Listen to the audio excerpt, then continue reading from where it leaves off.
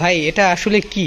এটা অনেকটা কিরকম দেখতে, মানে পরিচিত পরিচিত ফেস মনে হচ্ছে, এটা কি? হ্যাঁ, হ্যাঁ ভাই, আপনি খুব ভালো প্রশ্ন করছেন। এটা হচ্ছে একটি সর্বাধুনিক একটি লাকড়ির চুলা, যেটা আমরা মার্কেটে সর্বপ্রথম আমরাই নিয়ে এসেছি বাংলাদেশে। এটা হচ্ছে সর্বাধুনিক একটি লাকড়ির চুলা।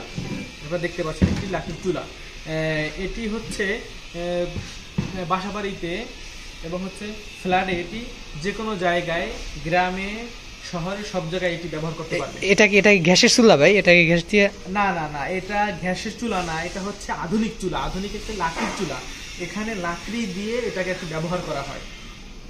গ্যাসের কোনো প্রয়োজন নেই এটা? যে না, এটার ভিতরে গ্যাসের কোনো রকমই প্রয়োজন নাই।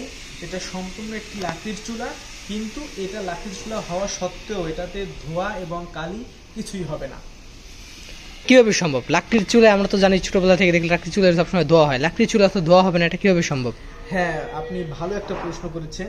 আসলেই সত্যি এটা লাকড়ির চুলায় ধোঁয়া এবং কালি হয়, কিন্তু আমাদের এই চুলায় ধোঁয়া এবং কালি হবে না। এটার কারণ হচ্ছে, আপনি এখানে দেখতে পাচ্ছেন, আমরা এখানে একটি ফ্যান দিয়ে দিয়েছি। এখানে একটি ফ্যান, এই ফ্যানটা এখানে দেওয়ার কারণে, এই ফ্যানটা যখন আপনারা এখানে এখানে ইনস্টল করে দিবেন, এবং ইনস্টল করে দিয়ে যখন আপনারা এই চার্জারটির সাহায্যে যখন আপনারা ফ্যানটি অন করে দিবেন, এটা জাস্ট মাল্টিপ্লাগে ভরে যখন আপনারা ফ্যানটি অন করে দিবেন, তখন